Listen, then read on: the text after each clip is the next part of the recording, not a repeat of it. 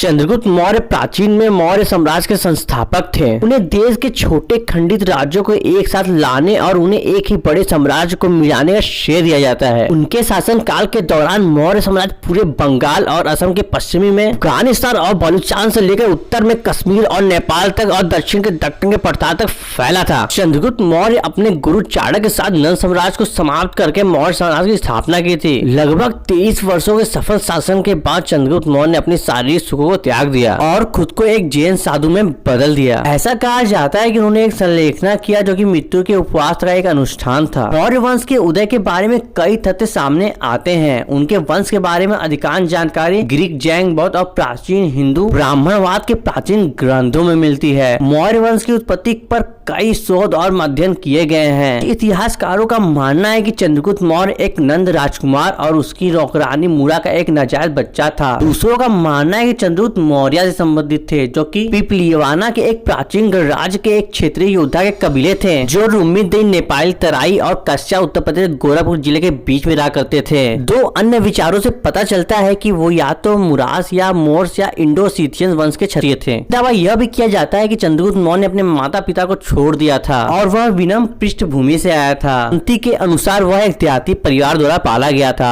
वह चाणक्य के द्वारा आश्रय लिया गया, जिसने उसे प्रशासन के नियम और बाकी सब कुछ सिखाया जो एक सफल सम्राट बनने के लिए आवश्यक है। अभिलेखों के अनुसार चाणक्य नंद राज के शासन काल को समाप्त करने के लिए एक उपयुक्त व्यक्ति की तलाश में थे। इस दौरान मगध साम्राज्य में अपने दोस्तों के साथ खेल रहे एक युवा चंद्रगुप्त मौर्य को चाणक्य द्वारा देखा गया था। कहा जाता है कि चंद्रगुप्त मौर्य के नेतृत्व कौशल से प्रभावित होकर चाणक्य ने उन्हें विभिन्न स्तरों को प्रशिक्षित करने से चंद्रगुप्त मौर्य को अपनाया। चाणक्य चंद्रगुप्त मौर्य को तक्षशिला ले आए। उन्होंने नंद राजा के साम्राज्य को समाप्त करने के लिए अपनी समस्त पूर्व संपत्ति को एक विशाल सेना में बदल दिया। चाणक्य को नंद साम्राज्य को समाप्त करने का अवसर मिला। वास्तव में उन्होंने नंद साम्राज्य को नष्ट करने के एकमात्र उद्देश्य के साथ चंद्रगुप्त मौर्य को साम्राज्य की स्थापित करने की मदद की। मौर्य ने चाणक्य की सलाह के अनुसार प्राचीन भारत के हिमालयी क्षेत्र के शासक राजा प्रवर्तक के साथ गठबंधन किया। चंद्रगुप्त मौर्य और प्रवर्तक की संयुक्त सेना के साथ नंद साम्राज्य को लगभग 322 ईसा पूर्व में लाया गया था। इसके बाद चंद्रगुप्त मौर्य ने भारतीय महाद्वीप के उत्तर पश्चिम में मैसेडोनियन सुबेदार को हराया। उसने तब सेल्फ्यूस के खिलाफ युद्ध छेड़ दिया, जो एक यूनानी शासक था जिसका अधिकांश भारतीय क्षेत्र का नियंत्रण था, जिन्हें पहले सिकंदर महान ने पकड़ लिया था। हालांकि सेल्फ्यूस ने अपने बेटी का हाथ चंद्रगुप्त मौर्य से शादी का प्रयास किया और उसके साथ गठबंधन में प्रवेश किया। सेल्यूकस की मदद से चंद्रगुप्त मौर्य ने कई क्षेत्रों को प्राप्त करना शुरू कर दिया और दक्षिण एशिया तक अपने साम्राज्य का विस्तार किया। इस व्यापक विस्तार के लिए चंद्रगुप्त मौर्य के साम्राज्य को पूरे एशिया में सबसे व्यापक कहा गया था। चाणक्य के सलाह के अनुसार चंद्रगुप्त मौर्य ने अपने साम्राज्य को 4 प्रांतों में विभाजित किया। उन्होंने एक बेहतर केंद्रीय प्रशासन की स्थापना की थी, जहां उनकी राजधानी पाटलिपुत्र थी। प्रशासन को राजा के प्रतिनिधियों की नियुक्ति के साथ आयोजित किया गया था, जिन्होंने अपने संबंधित प्रांत का प्रबंधन किया था। यह एक परिष्कृत प्रशासन था जो कि चाणक्य के लेखों के संग्रह में वर्णित कर एक अच्छी तरह से तेल वाली मशीन की तरह संचालित होता था, जिसे अर्थशास्त्रिक कहा जाता था। दोस्तों, हम अगली वीडियो में आपको और जानकारी देंगे। तब तक के लिए नमस्कार और चैनल को सब्सक्राइब करना बिल्कुल ना भूलें।